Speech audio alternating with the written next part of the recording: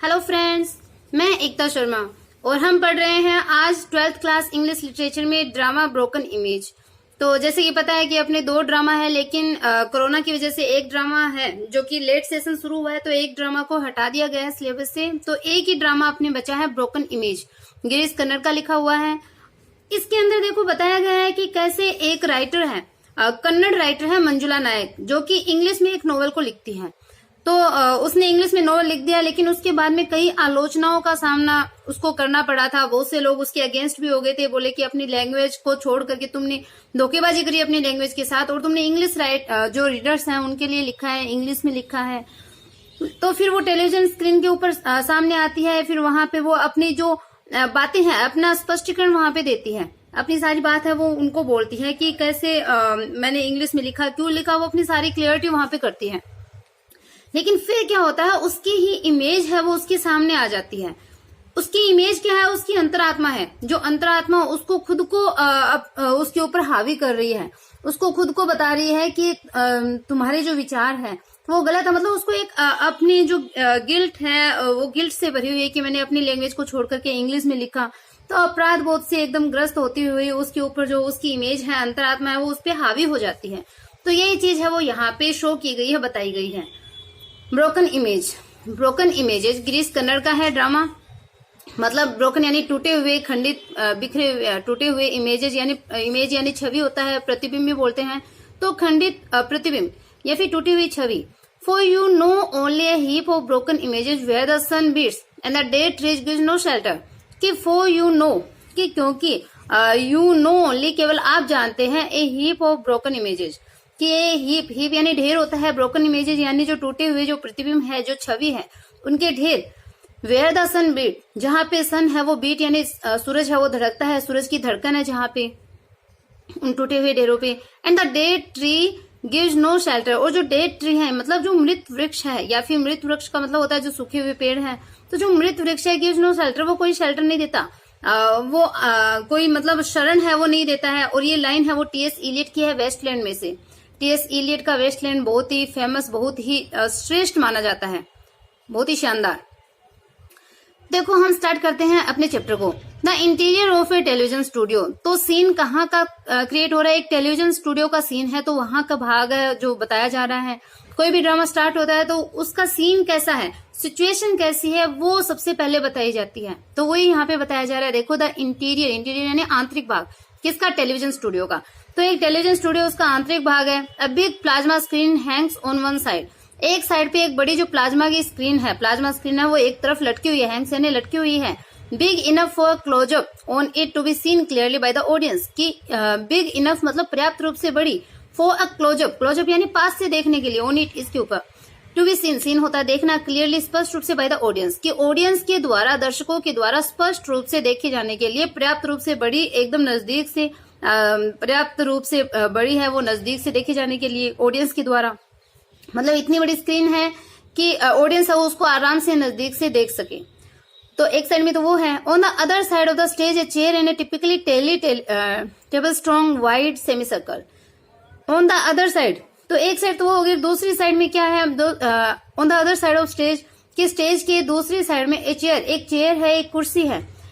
A typically telly and a typically telly table strong, typically यानी विशेष रूप से एक टेली टेबल स्ट्रॉन्ग है, एक टेलीविजन की टेबल, टेबल मतलब एक टेलीविजन की टेबल जो कि स्ट्रॉन्ग मजबूत है, वाइड यानी विस्तृत है, चौड़ी है, और सेमी सर्कल है मतलब अर्धवृत्ताकार है, अर्धगोलाकार है। सेमी सर्कल का मतलब होता है अर्धगोलाकार, तो जो हाफ जो गोला होता है उसको बोलते हैं। तो ऐसी एक टेली टेबल है। At the back of the stage are several television sets with screen of varying sizes.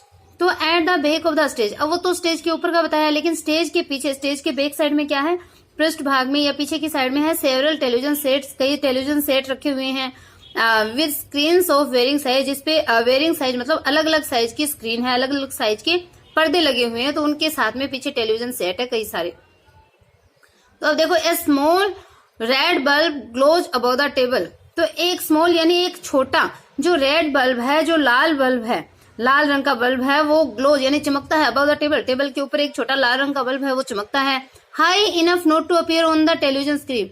High enough मतलब पर्याप्त रूप से ऊंचा है, हाई इनफ यानी हाई इनफ होता है पर्याप्त, हाई यानी ऊंचा, तो पर्याप्त रूप से इतना ऊंचा लगा है, नॉट टू अपीयर जो अपीयर न हो ऑन द टेलीविजन स्क्रीन, कि टेलीविजन स्क्रीन के ऊपर वो बल्ब है वो अपीयर नहीं हो, वो बल्ब नहीं दिखे टेलीविजन स्क्रीन पे, तो पर्याप्त रूप से इतना ऊंचा भी उसको लगाया हुआ है।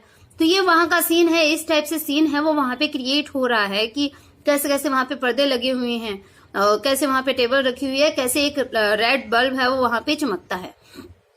तो अब देखो मंजुला नायक है वो आती है, मंजुला नायक वॉक्स इन। अब जो मंजुला नायक है जिसकी स्टोरी बताई जा रही है, जो कि कन्नड़ राइटर है जिसने इंग्लिश में लिखा, तो उसका ही बताया जा रहा है कि जो मंजुला नायक है वो वॉक्स इन, मंजुला नायक जो नायक है वो वॉक्स इन यानी चलकर अंदर आती है। She is in her mid 30s and 40s, कि वो अपनी मिड यानी मध्य के वर्षों के अंदर, बीच के टाइम में 30s 40s यानी 30-40 वर्षों के बीच की स्थिति में वो है, 30 और 40 के बीच की एज की है। And has a confident STRIDE, और वो हैज ए कॉन्फिडेंट, कॉन्फिडेंट मतलब आत्मविश्वास से भरे हुए जो स्ट्राइड होते हैं लंबे लंबे कदम भरना, तो एकदम कॉन्फिडेंस के साथ में, आत्मविश्वास के साथ वो लंबे लंबे कदम बढ़ाती हुई आ रही है, लंबे कदमों से वो आ रही है कॉन्फिडेंस के साथ में। She is wearing a lapel mic, उसने एक लेपल माइक मतलब कॉलर में जो अपने जो कुर्ते में कॉलर में जो लगाए जाने वाला जो माइक है, उस माइक को वो पहने हुए हैं। जैसे कि हम टीवी में देखते हैं न्यूज एंकर वगैरह और लगाते हैं माइक छोटा सा, तो वैसे लेपल माइक है वो उसने पहने हुए हैं, अपने कोट ड्रेस जो भी पहनी है उसमें एक लेपल माइक है, छोटा माइक है।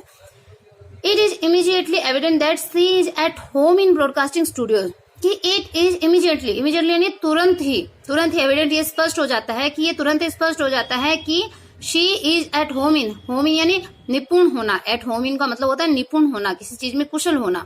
ब्रॉडकास्टिंग स्टूडियो की वो ब्रॉडकास्टिंग स्टूडियो में मतलब जो प्रसारण स्टूडियो है उस चीज के अंदर वो निपुण है, ये चीज तुरंत ही स्पष्ट हो जाती है। शी लुक्स अराउंड, वो चारों ओर देखती है, मतलब उसने कई ब्रॉडकास्टिंग स्टूडियो वहां पे वो जा चुकी है, इसलिए वो निपुण है। तो ये चीज है वो वहां पे जाते ही शो हो जाती है, दिख जाती है कि वो उस चीज में निपुण है, वो कुशल है। अब शी लुक्स अराउंड, वो चारों तरफ देखती है। अब मंजुला का डायलॉग आता है सबसे पहले, क्योंकि उसने माइक है वो लगा रखा है, अपने छोटा माइक लगा रखा है, तो वो वहां पे बात करती है, जो टेक्निकल टीम है उनसे माइक के थ्रू वो बात करती है। फिर पहले तो वो उनके साथ ही बात कर रही है जो टेक्निकल टीम है। तो देखो मंजुला बोलती है कि ये नाइस, वेरी नाइस, कि अच्छा, बहुत अच्छा, नीट, एकदम क्लियर, एकदम साफ। शी गोज, वो जाते हैं, and sits on the chair, और वो चेयर पे बैठ जाती है वहां पे, जो टेलीविजन स्टूडियो वहां पे। एडजस्ट द ईयरपीस, और अपना जो ईयरपीस है जिसके थ्रू वो अपनी टेक्निकल टीम से बात सुन रही है, तो उसको वो एडजस्ट करती है, उसको वो ठीक करती है। But where is the camera, लेकिन अब वो बोल रही है कि कैमरा कहाँ पे है, क्योंकि उसको कैमरा नहीं दिख रहा। लिसन टू द रिप्लाई, और वो रिप्लाई को सुनती है, उत्तर है वो सुनती है, क्योंकि ईयरपीस लगा रखे है तो वो टेक्निकल टीम से बात कर रही है, तो वहां से उत्तर को सुनती है, और हमें आवाज सिर्फ मंजुला की सुनाई दे रही है। तो वो बोलती है आई सी, मैं देखती हूँ, न्यू टेक्नोलॉजी, नई टेक्नोलॉजी। एजेंट इट्स स्केरी, क्या ये स्केरी नहीं है, क्या ये डरावनी नहीं है। द रेट ऑफ ऑब्सोलेसेंस, तो रेट मतलब जो स्थिति है, कौन सी स्थिति, ऑब्सोलेसेंस मतलब होता है जो अप्रयुक्तता की जो स्थिति होती है उसके बारे में। तो ये एकदम अप्रयुक्त सी स्थिति है। लिसन्स, वो फिर से सुनती है।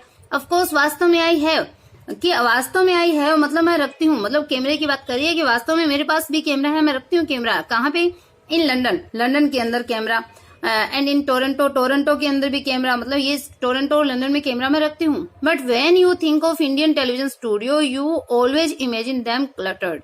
बट व्हेन, लेकिन जब you think of Indian television studio, आप इंडियन टेलीविजन स्टूडियो के बारे में जब आप सोचते हो, भारतीय टेलीविजन स्टूडियो के बारे में जब आप सोचते हो, तो you always imagine them clutter, तो तुम हमेशा उसको क्या करते हो, इमेजिन यानी कल्पना करते हो उनके क्लटर होने की। क्लटर यानी अव्यवस्थित होने की आप इमेजिन करते हो, कल्पना करते हो, उनके अव्यवस्थित होने के बारे में सोचते हो। Lots of men and women scurrying about shouting order, कि lots of men and women, कि बहुत से जो मैन एंड जो वुमेन है, जो आदमी और जो औरतें हैं, स्केरिंग अबाउट, स्केरिंग मतलब तेजी से चलना, बहुत तेज चलना। तो बहुत से जो आदमी और औरतें हैं वो स्केरिंग अबाउट मतलब बहुत तेज से चलते हैं। शाउटिंग ऑर्डर, वो ऑर्डर को जो आदेश है वो आदेश वहां पे चिल्लाते हैं, आदेश बोलते हैं। तेज से चलना, शाउटिंग ऑर्डर मतलब ऑर्डर देना। तो जहाँ पे मतलब जो लंदन टोरंटो के अंदर जहाँ पे कैमरा वगैरह होते हैं, तो जैसे चिल्लाते हैं ना, लाइट, कैमरा, एक्शन वगैरह, तो वैसे बोलते हैं कि बहुत से आदमी औरतें वहां पे होती है और वो स्केरिंग अबाउट वो चिल्लाती है, मतलब तेज चलती है। शाउटिंग ऑर्डर, जो आदेश है उन आदेश को जोर से बोलती है। एलिफेंटाइन लाइट, एलिफेंटाइन मतलब एलिफेंट के समान बड़ी लाइट। एलिफेंटाइन लाइट का मतलब हुआ है एलिफेंट जैसे बड़ा एनिमल होता है वैसे ही बड़ी बड़ी लाइटें होती है।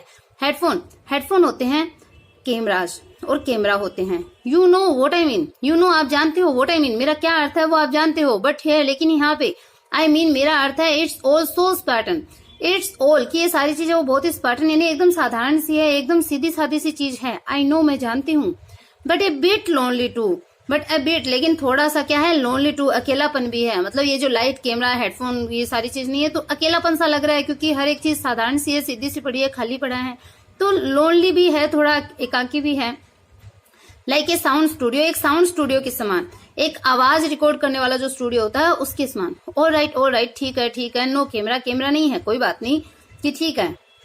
आई जस्ट लुक अहेड कि I just look ahead and speak to an individual audience in front of me कि आई जस्ट कि मुझे केवल क्या करना है, लुक अहेड आगे देखना है, मुझे तो केवल आगे देखना है, सामने देखना है, एंड स्पीक बात करनी है टू एन इंडिविजुअल ऑडियंस जो अदृश्य जो ऑडियंस है, इन फ्रंट ऑफ मी मेरे सामने जो अदृश्य ऑडियंस है उनसे मुझे बात करनी है क्योंकि वो तो सारा रिकॉर्ड हो रहा है, इनविजिबल तो ही गए, उसके सामने जो बैठे हो उनसे अगर आमने सामने बैठकर बात की जाए वो तो विजिबल होते हैं, लेकिन ये तो इनविजिबल ऑडियंस ही हो गए। जैसे न्यूज एंकर होते हैं वो हमें न्यूज सुनाते हैं तो ऑडियंस तो हम है लेकिन उनके लिए तो इनविजिबल होते हैं। तो वैसे ये बोलता है कि मुझे तो केवल आगे बढ़ना है, आगे चलना है और जो इनविजिबल जो ऑडियंस है मेरे सामने उनसे मुझे बात करनी है, उनसे मुझे बोलना है। तो डायरेक्ट सीधे फाइन अच्छा आई कैन हियर यू, मैं आपको सुन सकती हूँ क्योंकि ईयरपीस लगा रखा है उसने। क्लियरली एकदम स्पष्ट रूप से। वॉइस टेस्ट, तो बोलता है कि वॉइस टेस्ट यानी आवाज का परीक्षण हो, टेस्ट होता है, परीक्षण होता है। 1 2 3 4 5 इस तरीके से वो बोलती है। Hello shall I tape on the mic, क्या मैं माइक पे टेप कर सकती हूँ, मतलब माइक पे मैं क्या थपथपा सकती हूँ हल्का सा, जैसे माइक पे हम हाथ से करते हैं, थोड़ा सा टेपिंग करते हैं, तो उसको ही बोलती है कि क्या मैं माइक पे थोड़ा सा थपथप कर सकती हूँ। और फिर वो लाफ्स यानी हंसती है, इतना बोल करके वो हंसती है।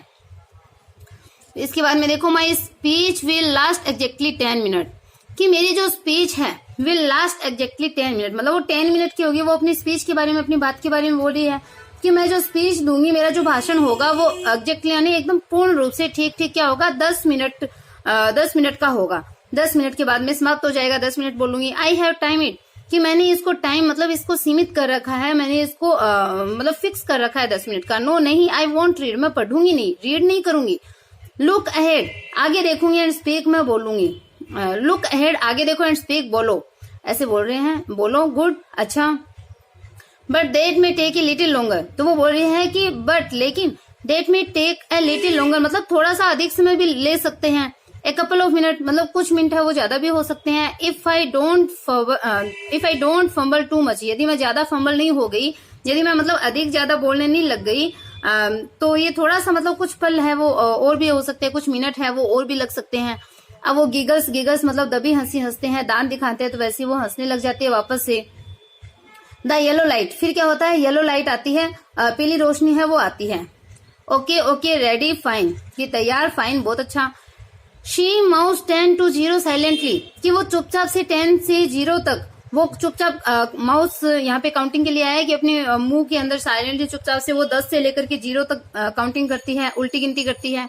साइलेंटली यानी चुपचाप से। Emphasizing each count with her 4 finger, emphasizing मतलब जोर देते हुए, ईच काउंट प्रत्येक काउंट पे, विद हर 4 फिंगर मतलब अपनी जो 4 फिंगर है आगे की जो उंगली है उसके ऊपर काउंट करते हुए वो प्रत्येक काउंट पे, प्रत्येक गणना पे जोर डालती है। जैसे उंगलियों पे हम काउंट करते हैं वैसे ही वो करती है। एट द स्ट्रोक ऑफ 10, और 10 के स्ट्रोक पे मतलब 10 के स्ट्रोक के ऊपर, 10 की घंटी के ऊपर क्या होता है, the light turns yellow, light है वो येलो हो जाती है, पीली हो जाती है। The announcer appears on the big plasma screen, अब जो बड़ी प्लाज्मा स्क्रीन है उसके ऊपर अनाउंसर है वो अपीयर होता है। सबसे पहले अनाउंसर आता है, अनाउंस करने वाला, उद्घोषक। The other screen remain blank till the last few minutes of the play, और जो अदर स्क्रीन है, जो दूसरी स्क्रीन है वो क्या हो जाती है, रिमेन्स ब्लैंक, वो खाली रहती है till the last few minute of the play, कि उस प्ले के अंतिम कुछ मिनट तक जो अदर स्क्रीन है वो ब्लैंक रहती है, खाली रहती है, एकदम शून्य रहती है। अब अनाउंसर बोलता है, good evening, this is a proud evening for the Shri TV channel. अब कौन सा टीवी चैनल है, श्री टीवी चैनल, चैनल का नाम है कि उसके लिए प्राउड इवनिंग है, एक गर्व वाली शाम है। क्योंकि tonight we bring to you Mrs Manjula Nayak, क्योंकि टुनाइट आज रात्रि को वी ब्रिंग टू यू हम आपके लिए लेकर आए हैं, कौन, मिस मंजुला नायक को हम आपके लिए लेकर आए हैं। Many of you will know her as a renowned Kannada short story writer। कि many of you, आप में से बहुत से लोग हैं, will know her, वो उनको जानते होंगे, as a renowned यानी प्रसिद्ध, famous Kannada short story writer के रूप में, कन्नड़ की लघु कथा लेखिका के रूप में प्रसिद्ध, आप में से बहुत उसको जानते होंगे। Until a year ago she was a lecturer in English in Bangalore। कि until a year ago मतलब एक साल पहले तक she was a lecturer in English, वो इंग्लिश की लेक्चरर थी। कहाँ पे? इन बैंगलोर में वो इंग्लिश की लेक्चरर थी। But she had been writing in Kannada, लेकिन शी हैड बीन राइटिंग, वो लिख रही थी इन कन्नड़ लैंग्वेज के अंदर वो लिख रही थी। Not unusual, as you know, कि नोट अनयूजुअल, कि अप्रत्याशित नहीं है, असामान्य नहीं है, मतलब वो तो लिखती आ रही थी एज यू नो, जैसे कि आप जानते हैं। It's amazing how many of Kannada writer are lectures in English. कि हाउ इट्स अमेजिंग, कि ये बहुत ही अमेजिंग है, आश्चर्यजनक बात है कि how many of our Kannada writer, कि हमारे कितने ही कन्नड़ राइटर जो राइटर हैं वो इंग्लिश में लेक्चरर है। मतलब हमारे जो बहुत से जो कन्नड़ राइटर है वो इंग्लिश में लेक्चरर है। फ्रॉम द अर्लीस्ट डेज, मतलब अर्लीस्ट डेज से ही, प्रारंभिक दिनों में ही। एक तो BM श्री नाम आया है उसका, गोकाक नाम आया है, अडिगा, तो ये नाम है वो आए हैं, अरविंद अडिगा है इसका फुल नाम। इवन मॉडर्न वन, कि यहाँ तक कि जो मॉडर्न जो है, आधुनिक जो लेखक है वो भी, जैसे Lankesh, Shantinath, Anand Murthy, and of course there is A.K. Ramanujan, and of course यानी वास्तव में देयर इज A.K. रामानुजन भी है।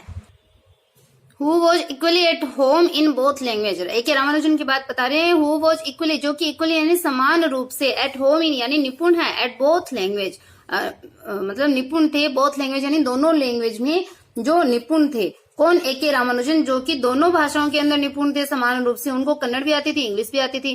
But last year Mrs Nayak stun the word, yes I mean the word by writing a novel. कि बट लास्ट ईयर, लेकिन last year यानी पिछले वर्ष, मिसेज नायक थी जो मंजुला नायक स्टन, उसने आश्चर्यचकित कर दिया द वर्ल्ड, मतलब पूरे वर्ल्ड को, पूरे संसार को। पिछले वर्ष जो मिसेज नायक थी उसने स्टन कर दिया, आश्चर्यचकित कर दिया। यस, हाँ, आई मीन मेरा अर्थ है the world by writing a novel, पूरे वर्ल्ड को, राइटिंग ए नोवेल, एक नोवेल लिख के, एक उपन्यास लिख करके इस पूरे वर्ल्ड को क्या कर दिया? स्टन कर दिया, आश्चर्यचकित कर दिया। हर फर्स्ट नोवेल, उनका पहला नोवेल इन इंग्लिश के अंदर, अंग्रेजी के अंदर उनका पहला novel, the river has no memories. और ये उनका जो नोवेल है, उनका ये हेडिंग है the river has no memories, की रिवर की कोई मेमोरीज नहीं होती, याददाश्त नहीं होती। तो ये उनका जो नोवेल है, उस नोवेल का ये हेडिंग है, नोवेल का नाम है।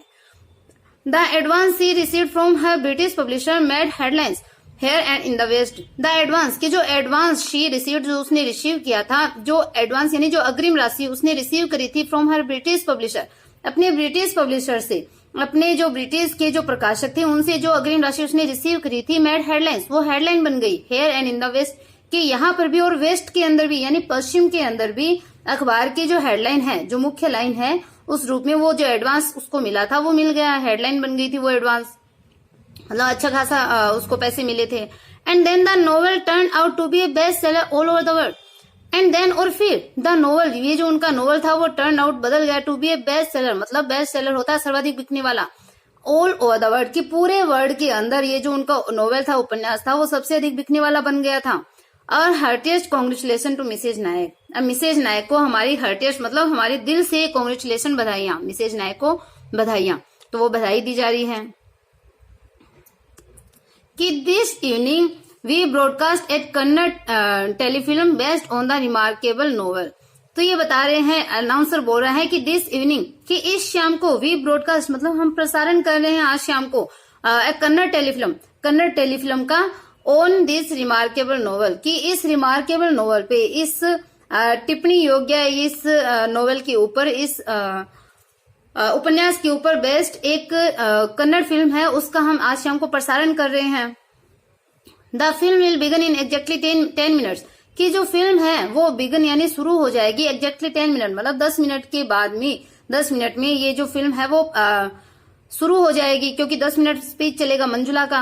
And we have with us in the studio Miss Nayak herself, and we have with us, और हमारे साथ में कौन है इन द स्टूडियो के अंदर, मिस नायक हरसेल्फ, की मिस नायक जो है, मिसेज नायक है ये मंजुला नायक, वो हमारे साथ स्टूडियो में है।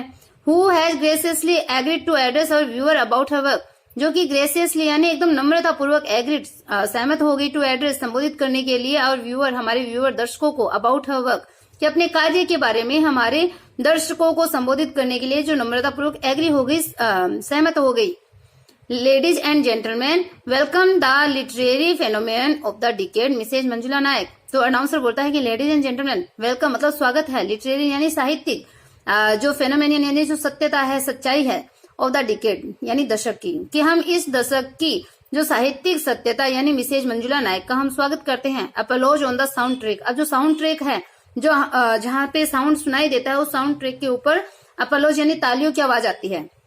The light turn green, light है वो टर्न्स ग्रीन, ग्रीन हो जाती है, हरे रंग की हो जाती है। द अनाउंसर डिसअपियर, अब अनाउंसर है वो गायब हो जाता है। And Manjula image appear in his place, और मंजुला की जो इमेज है वो उसके स्थान पे अपीयर होती है। सी स्पीक्स, वो बोलती है। यहाँ पे अब मंजुला के डायलॉग है वो चलते हैं। अब मंजुला बोलती है, नमस्कार, आई एम मंजुला नायक, मैं मंजुला नायक हूँ। I must mention that officially I am Mrs Manjula Murthy, but my creative self content to be Manjula Nayak. तो वो मंजुला बोलती है, मंजुला नायक नहीं, मैं मंजुला नायक हूँ। आई मस्ट मेंशन, कि मुझे मेंशन करना चाहिए, मुझे बोलना चाहिए दैट ऑफिशियली, कि आधिकारिक रूप से मुझे ये मेंशन करना चाहिए कि आई एम मिसेज मंजुला मूर्ति, कि मैं मिसेज मंजुला मूर्ति हूँ। उसके हस्बैंड है, उनका सरनेम मूर्ति है, तो वो बोलते हैं कि मुझे आधिकारिक रूप से तो ये मेंशन करना चाहिए कि मैं मंजुला मूर्ति हूँ। बट माई क्रिएटिव सेल्फ, लेकिन मेरा जो क्रिएटिव सेल्फ है यानी मेरा जो रचनात्मक कार्य है वो कंटिन्यू यानी जारी है। किस रूप में? मंजुला नायक के रूप में मेरा जो क्रिएटिव सेल्फ है वो जारी है, रचनात्मक कार्य मंजुला नायक के रूप में करती है वो। तो there are some area in which we must not let marriage intrude too much, कि देयर आर सम एरिया मतलब कुछ ऐसे एरिया होते हैं, कुछ ऐसे क्षेत्र होते हैं जिसके अंदर क्या होता है, वी मस्ट नॉट लेट, हम अनुमति नहीं देते हैं। लेट मीन्स अनुमति देना। मैरिज, मैरिज यानी विवाह को, शादी को। इंट्रूड, इंट्रूड होता है अनाधिकार जो प्रवेश होता है बिना किसी अधिकार के। तो अधिक अनाधिकार प्रवेश करने, हम मैरिज को, विवाह को अनाधिकारी रूप में, एक अनाधिकार के रूप में हम प्रवेश नहीं करने देते हैं। कुछ ऐसे एरियाज होते हैं जहाँ पे हम विवाह को एंटर नहीं करने देते। लाफ्टर, फिर वो हंसती है।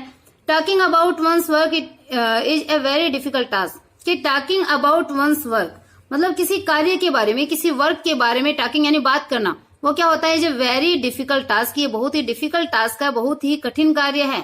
So let me find an easy way out, so इसलिए लेट मी फाइंड, कि मुझे फाइंड करने दो, प्राप्त करने दो, एन इजी वे आउट, कि इसका एक इजी वे, एक आसान तरीका है, वो मुझे फाइंड आउट करने दो, आप खोजने दो। Let me just take up 2 question I constantly come across, कि लेट मी जस्ट टेकअप, कि मुझे टेकअप करने दो, मुझे उठाने दो। क्या? 2 क्वेश्चन, 2 प्रश्न है वो मुझे उठाने दो, मतलब मुझे 2 प्रश्न है वो कर लेने चाहिए। आई कंस्टेंटली कम अक्रॉस, कंस्टेंटली होता है कंटिन्यू, लगातार, जिनके मैं कम अक्रॉस मतलब संपर्क में आ रही हूँ, वो 2 क्वेश्चन है वो मुझे कर लेने दीजिए। 2 प्रश्न मैं उठाती हूँ। They seem to bother everyone here abroad, कि दे सीम मतलब वो प्रतीत होते हैं, टू बोदर, बोदर यानी परेशान करने वाले, एवरीवेयर, 2 क्वेश्चन है वो मुझे परेशान करते हैं। एवरीवेयर प्रत्येक हेयर मतलब प्रत्येक व्यक्ति को यहाँ पे, एंड अब्रोड यानी विदेश के अंदर। तो बोलता है कि वे जो 2 प्रश्न हैं वो दोनों प्रश्न प्रत्येक व्यक्ति को यहाँ पे और अब्रोड विदेश के अंदर वो बोदर करते हुए, परेशान करते हुए प्रतीत होते हैं, वो 2 प्रश्न मुझे कर लेने चाहिए।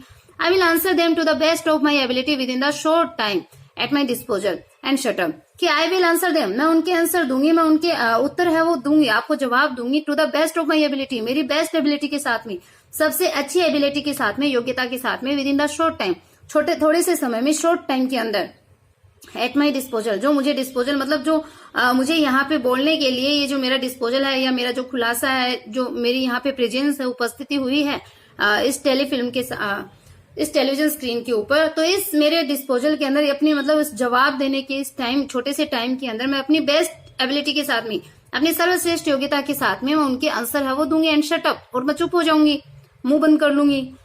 Actually that's what a writer should do, shouldn't she, कि एक्चुअली वास्तव में दैट्स व्हाट, कि यही वो चीज होती है, शुड डू, जो कि एक राइटर शुड डू, एक राइटर को करनी चाहिए, मतलब यही काम करना चाहिए। शुडंट शी, तो क्या उसे भी नहीं करना चाहिए, उसे भी यही काम करना चाहिए। राइट एंड शट अप, लिखो और क्या हो जाओ, शटअप हो जाओ, चुप हो जाओ। लाफ, फिर वो हंसती है वापस से। अब वो क्वेश्चन की बात कर रही है कि the first question have probably guessed it already, the first question, कि जो पहला क्वेश्चन है, जो पहला प्रश्न है, you have probably guessed it, कि यू, आपने, प्रोबेबली यानी संभवतः है, इसको गेस कर लिया ऑलरेडी यानी पहले से ही, तो आपने पहले से ही संभवतः इसको गेस कर लिया। देखो ये जो वर्ड है वो साथ साथ दे रखे, कई जगह देखो क्वेश्चन यू साथ में दे दिया, ये अलग अलग है। द फर्स्ट क्वेश्चन कि पहला क्वेश्चन, पहला प्रश्न क्या, you have probably guessed it, already आपने पहले ही इसको गेस कर लिया है। After having written in Kannada all your life why did you choose suddenly to write in English, तो ये भी देखो साथ में दिया है, choose suddenly to. After having written in Kannada all your life, कि अपने पूरे जीवन में कन्नड़ भाषा के अंदर, आफ्टर हैविंग रिटन, रिटन मतलब लिखने के बाद में, इन कन्नड़, कन्नड़ भाषा के अंदर, ऑल योर लाइफ, कि अपने पूरे जीवन कन्नड़ में लिखने के बाद में, व्हाई डिड यू चूज, कि आपने क्यों चुना, सडनली अचानक से, to write in English, English में लिखने का चुनाव आपने क्यों किया, पूरी जिंदगी कन्नड़ में लिखा लेकिन अचानक से फिर इंग्लिश में लिखने का आपने मतलब क्यों चूज किया। Do you see yourself as a Kannada writer और एन इंग्लिश राइटर, क्वेश्चन देखो क्या है, do you see yourself as a Kannada writer, कि क्या आप अपने आप को कन्नड़ राइटर के रूप में देखती हैं या फिर इंग्लिश राइटर के रूप में देखती हैं, मतलब आप अपने आप को कौन सा राइटर मानती है, कन्नड़ राइटर मानती है या इंग्लिश राइटर मानती है। What audience do you right for, कौन से ऑडियंस के लिए आप लिखती हैं। And variation on that theme, और उनकी जो थीम है, उनकी जो विषय है, उन विषय वस्तु की जो वेरिएशन है, मतलब जो भिन्नता है वो किस किस प्रकार की उनकी जो थीम है वो होती है। तो इस प्रकार के क्वेश्चन है वो यहाँ पे पूछे जा रहे हैं। एक्चुअली लेट मी कन्फेस, कि एक्चुअली वास्तव में मुझे कन्फेस करने दीजिए, मुझे ये स्वीकार करने दीजिए कि if I had foreseen how many people I would upset by writing in English really would not have committed that folly, कि इफ यदि आई हैड फोरसीन, अगर मैं देख पाती, अगर मुझे पहले से ही पता होता कि how many people I would upset, कि हाउ मेनी पीपल यानी कितने लोगों को आई वुड अपसेट, मैं अपसेट करूंगी, परेशान करूंगी, बाय राइटिंग इन इंग्लिश, कि इंग्लिश में लिख करके मैं कितने लोगों को परेशान करूंगी, यदि ये मुझे फोर्सिन, यदि मैं पहले देख पाती, मुझे पहले पता होता, तो I really would not have committed that folly, उस मूर्खता को मैं कमिट नहीं करती, वास्तव में उस मूर्खता को मैं नहीं करती। अगर मुझे पता होता कि मैं कितने लोगों को अपसेट करूंगी तो मैं ये मूर्खता है वो वास्तव में नहीं करती। तो ये वो कन्फेस करती है। Intellectuals whom I respected, writers who were gurus to me, friends who I thought would pat me on my back and share my delight, they are all suddenly breathing fire। तो वो क्या बोलती है कि intellectuals, जो intellectual है, जो बुद्धिजीवी जो लोग हैं, whom I respected, जिनका मैं रेस्पेक्ट करती थी, जिनका मैं सम्मान करती थी, writers who were gurus to me, कि जो राइटर, जो लेखक, जिनको मैं अपना गुरु समझती थी, अपना गुरु मानती थी, friends Mitra, who I thought, जिनके बारे में मैंने सोचा, would pat me on my back, कि वो मेरी बैक, मेरी पीठ है वो पैट करेंगे, थपथपाएंगे। मतलब जिन बुद्धिजीवी लोगों को मैं रिस्पेक्ट करती थी, जिन राइटर को मैं अपना गुरु मानती थी, और जिन मित्रों के बारे में मैंने सोचा कि वो मेरी पीठ थपथपाएंगे, एंड शेयर माई डिलाइट, और वो मेरी जो डिलाइट है, जो हैप्पीनेस है, खुशी है, उसके वो भागीदार बनेंगे। दे और ऑल सडनली ब्रीथिंग फायर, वो सारे क्या करने लगे, सडनली अचानक से आग उगलने लग गए। ब्रीथिंग फायर यानी आग उगलना, तो अचानक से वो आग उगलने लग गए। How dare I write in English, कि मैंने इंग्लिश में लिखने का डेयर कैसे किया, कैसे मैंने साहस किया इंग्लिश में लिखने का। एंड बिट्रे कन्नड़, और कन्नड़ के साथ धोखेबाजी करने का साहस कैसे किया। लाफ्स, फिर वो वापस से हंसती है। बिट्रे, धोखा। द आंसर इज सिंपल, कि उत्तर है वो एकदम सिंपल है, जवाब है वो एकदम सीधा सा है। इफ देयर वॉज बिट्रेयल, कि यदि यहाँ पे बिट्रेयल होता, यदि यहाँ पे धोखा होता, तो it was not a matter of conscious choice, तो it was not a matter, तो ये एक ऐसा मैटर नहीं होता, ऐसा मामला नहीं होता, ऑफ कॉन्शियस चॉइस। कॉन्शियस मतलब जानबूझकर किया गया जो एक चुनाव है, उस चुनाव का मामला नहीं होता, मतलब मैंने जानबूझकर के इस चीज को चुनी है। I wrote the novel in English, कि मैंने इंग्लिश में इस नॉवल को लिखा, बिकॉज क्योंकि it burst out in English, मतलब ये बर्स्ट आउट मतलब फूट पड़ा इन इंग्लिश, इंग्लिश के अंदर मतलब ये फूट पड़ा, मतलब ऑटोमेटिकली ये इंग्लिश में निकल गया, इसलिए मैंने इंग्लिश में ये नॉवल लिखा। इट सरप्राइज इवन मी, कि इट सरप्राइज, इसने सरप्राइज किया, आश्चर्यचकित किया, इवन मी, मुझे भी, कि इसने यहाँ तक कि मुझे भी आश्चर्यचकित किया। I couldn't understand why it was all coming out in English. I couldn't understand, मैं नहीं समझ सकती थी कि why it was all coming, कि क्यों इट वॉज ऑल कमिंग, ये सारा है वो निकल रहा था इन इंग्लिश, की इंग्लिश में ये सारी बात क्यों निकल रही थी, इस बात को मैं खुद नहीं समझ सकती थी। बट इट डिड, लेकिन ये निकल पड़ा, मतलब ये अपने आप से लिखा गया। दैट्स ऑल, बस इतना ही। There is no other explanation, कि और कोई भी एक्सप्लेनेशन नहीं है और कोई व्याख्या नहीं है। What baffles me actually, let me confess, कि वॉट बेफल्स मी, मुझे किसने बेफल किया, मुझे किसने कंफ्यूज किया।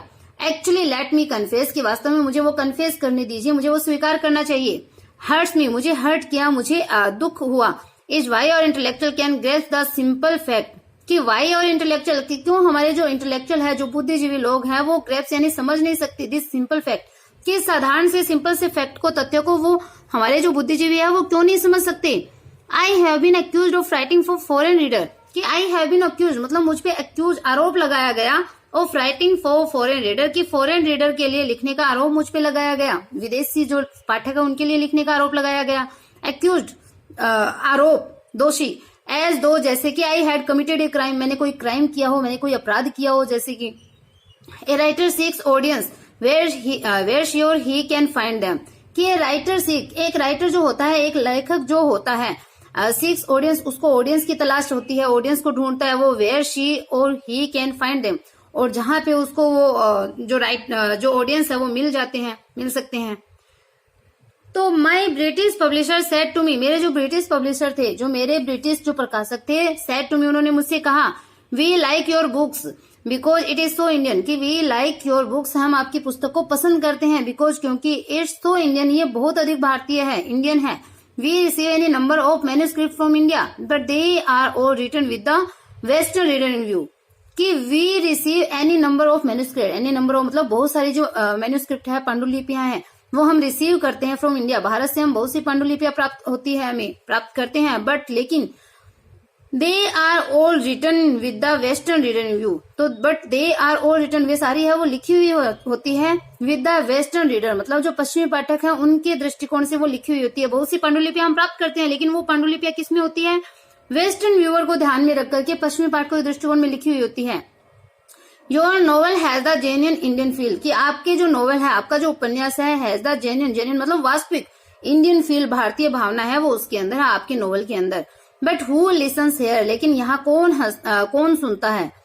ए पंडित फॉर इंस्टेंस, एक पंडित फॉर इंस्टेंस उदाहरण के लिए हैज स्टेटेड, वो कहता है, एक पंडित है वो उदाहरण के रूप में कहता है, दैट की नो इंडियन राइटर कैन, कि कोई भी जो इंडियन राइटर है वो कैन, वो कहता है कि पंडित कहता है कि कोई भी जो इंडियन राइटर है वो कैन एक्सप्रेस हरसेल्फ और हिमसेल्फ ऑनेस्टली इन इंग्लिश, कि कोई भी इंडियन राइटर है वो अपने आप को इंग्लिश के अंदर ऑनेस्टली यानी ईमानदारी के साथ में अपने आप को वो एक्सप्रेस नहीं कर पाता है, ऐसा भारतीय पंडित है वो कहता है। तो आई होप आपको इतना जो चैप्टर है वो समझ में आया है, पढ़ाई हुआ अच्छा लगा है। अगर वीडियो पसंद आ रही है, पढ़ाई अच्छी लग रही है, देन चैनल को लाइक सब्सक्राइब करना बिल्कुल भी ना भूलें, ज्यादा से ज्यादा अपने फ्रेंड के पास शेयर कीजिए। Okay bye, have a nice day.